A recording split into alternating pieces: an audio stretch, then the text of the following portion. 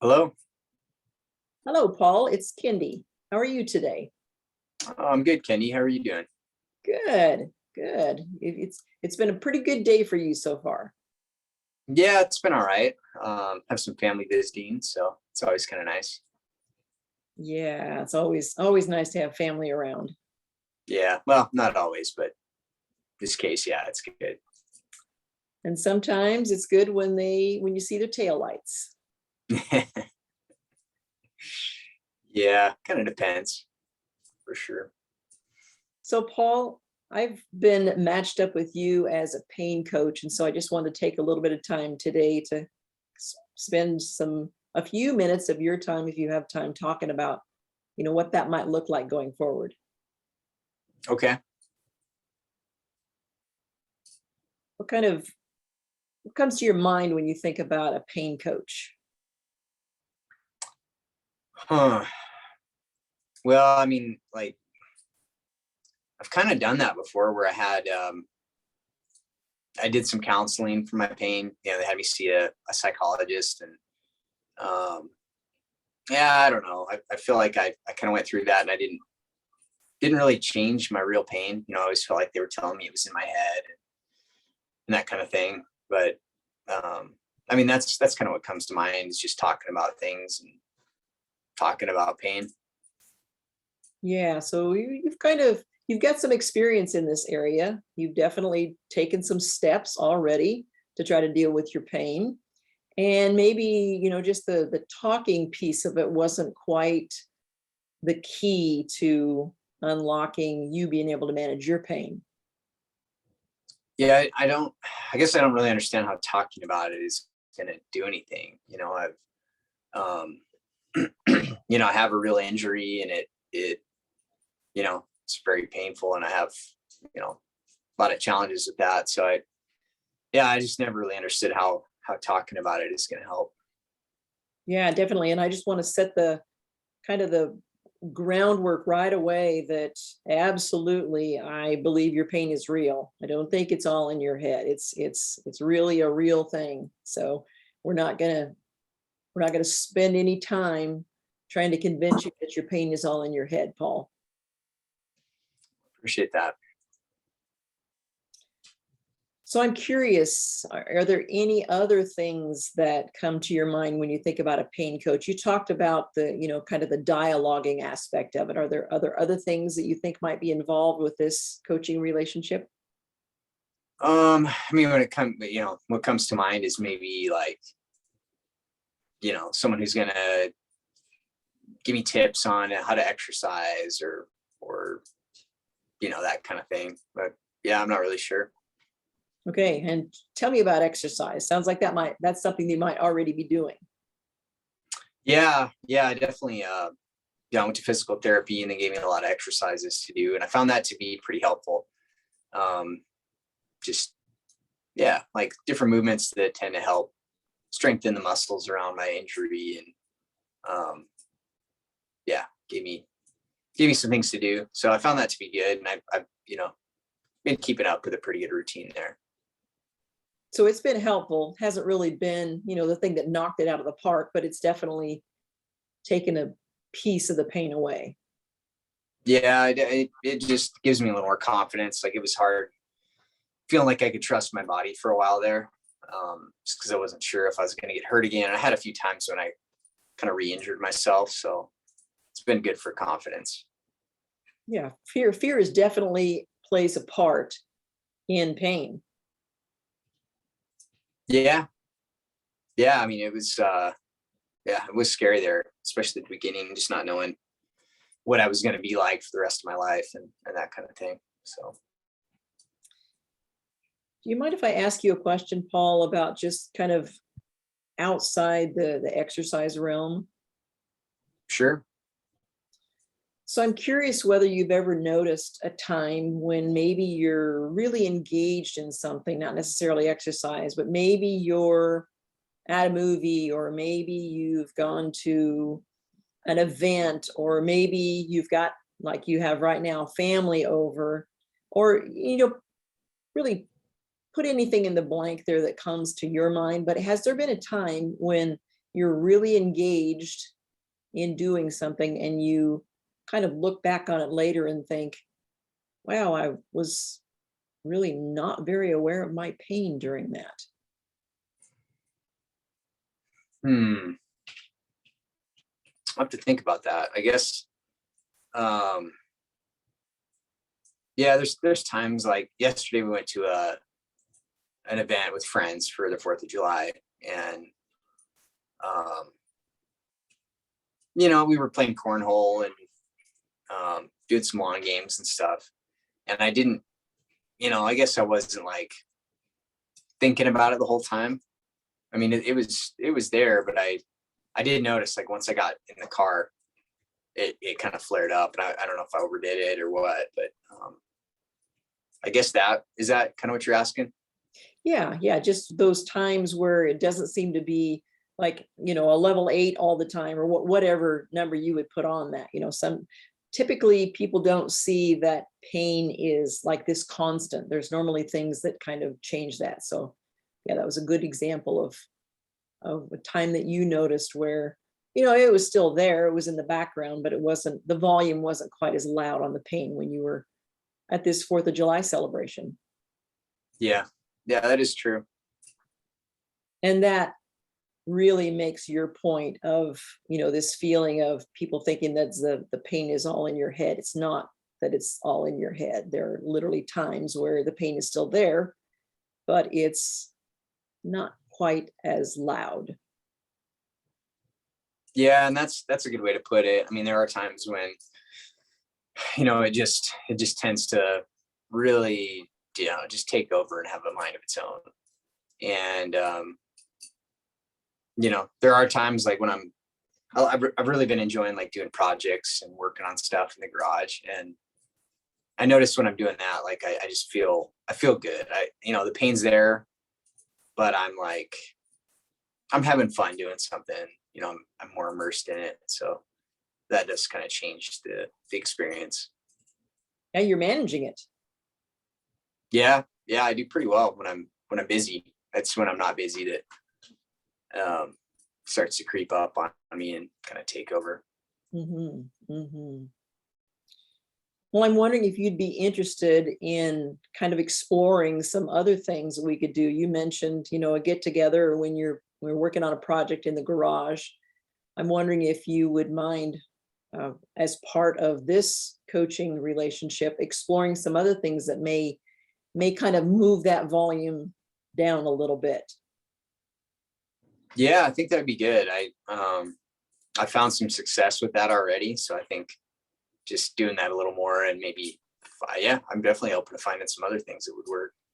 Yeah. So you're really seeing that this has the potential of maybe helping turn that volume down, and not just through talking, but maybe from experiencing some tools that we're going to talk about together and hand you to be able to do something that can have an impact on your pain. Yeah, I guess I didn't think of it that way, but that makes sense to me. I'm somebody that works with tools a lot, and I can see that being maybe a better way of going about it. Part of the problem I had with what I did um, with therapy in the past is that it wasn't. I don't know if it was just not hands on enough for me or what, but I just I like getting into it somehow, and you know very much a doer. Like I like to put things in action to make them happen. Yeah, you need to be doing something. This needs to be active, something you have control of. Yeah, yeah, that's exactly it. Well, that's awesome, Paul. I look forward to working with you as we find some of those tools that we can hand off to you and have you actively put them into your life. Yeah, I appreciate that. I'm looking forward to this, and I think it'll be helpful. Sounds like a really good thing. All right. Well, I will talk to you next week and we'll start making a list of possible tools. Sounds good. Thanks, Kenny. It was good to meet you. You too. first contact with Paul, who was somebody that lives with chronic pain, and he's really not sure what in the world pain coaching is or what it can do for him. He's already got some experience and really thinking this is going to be, same song, third verse. Yeah, absolutely. And you and I both know, like, a lot of the people we work with, and understandably, you kind of start at that place where everything has some familiar, you have some kind of background with it in some way. I think we all kind of connect things, like, if somebody's telling me we're going to talk about pain, I connect that to the therapy I've done before, the physical therapy, or talking with my doctor, and we assume that's the same thing. And I think there's a time and a place for all those things. And coaching is very different from, all of those different fields. And so I think you did a really good job of helping me, like, in a practical way, see what that was and how this is maybe different than what I've done already. Yeah. And interestingly enough, so talking is part of it too, right? But this client needed to know that it was not just talking. Yeah. And I find that it's a really common thread that people feel like, well, coaching is just, talking about my pain, or maybe they're going to tell me or educate me on what's going on. And, maybe not validate what I really know about my pain, and I really like the angle you took of making this about an experience that I'd had. It was something I could, I had some familiarity with, and I'd been through that before, and makes it come to life, makes it a little bit easier to kind of grasp the big picture of what we're going to do together.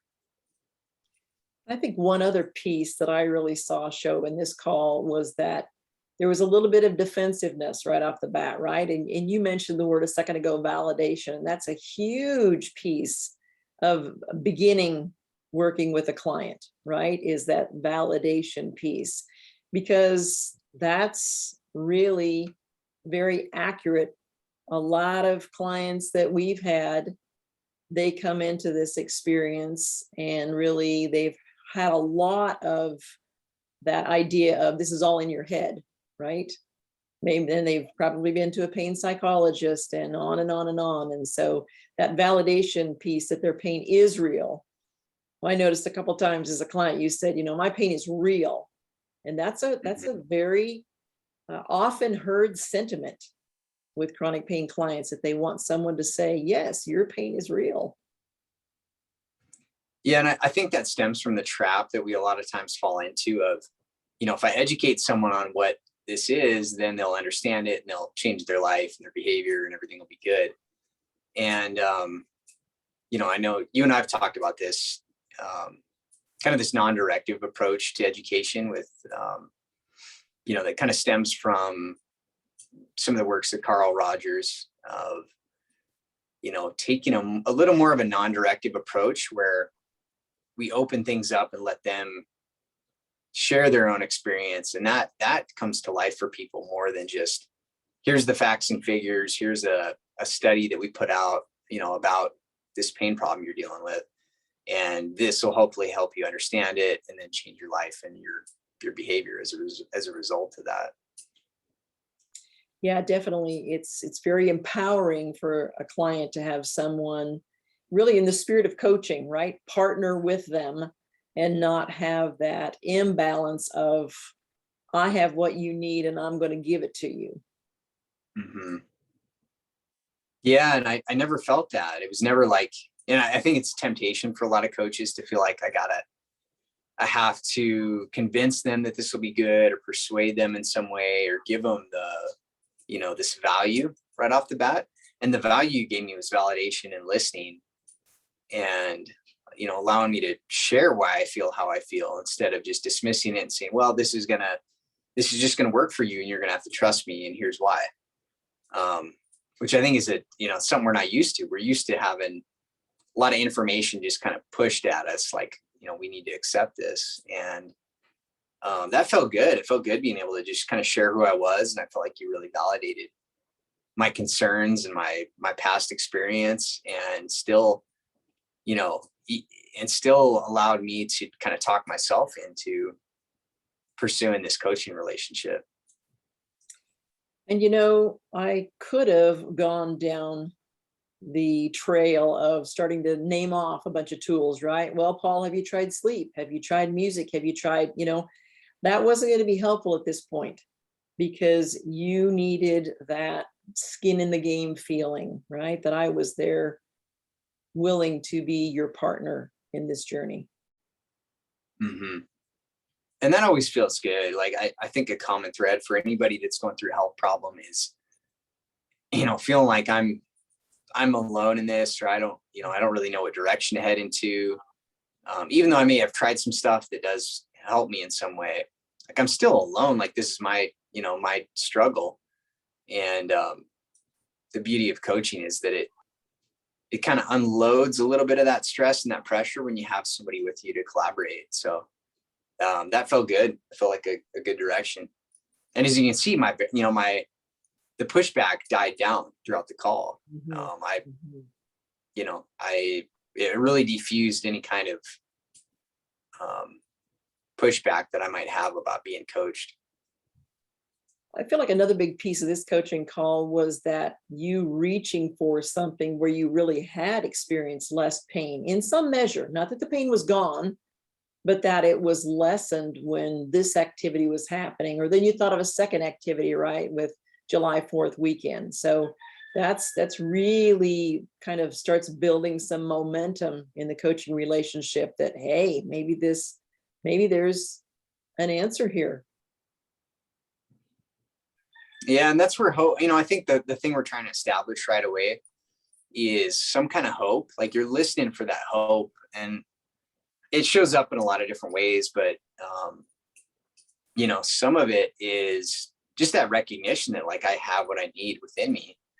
I'm able to do it at certain times, and maybe working with a coach will help me be more consistent with that thing that's working, or add new things to the list. And I think starting from that approach, especially with somebody who's really, kind of hands-on, like I presented as this client, I think presenting it in that way, or eliciting from them how they might make this more hands-on, it kind of sends a signal that you're not, the coach isn't going to be doing all the heavy lifting that I need some interaction from the client too. I need you to be part of this, and to be sold on the idea of like you putting some work in too as the client. So Mm-hmm.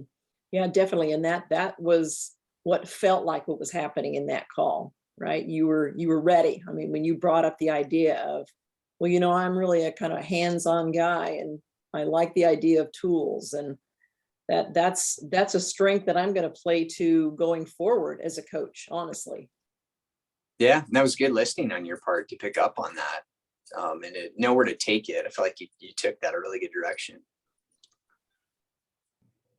So we really are interested if there is some kind of coaching scenario you'd like us to role play. Drop that in the comments. We'd love to role play that for you. And if you like this video, hit that like button, and we really appreciate a subscription if you guys are enjoying our content. And yeah, until next time. Bye-bye.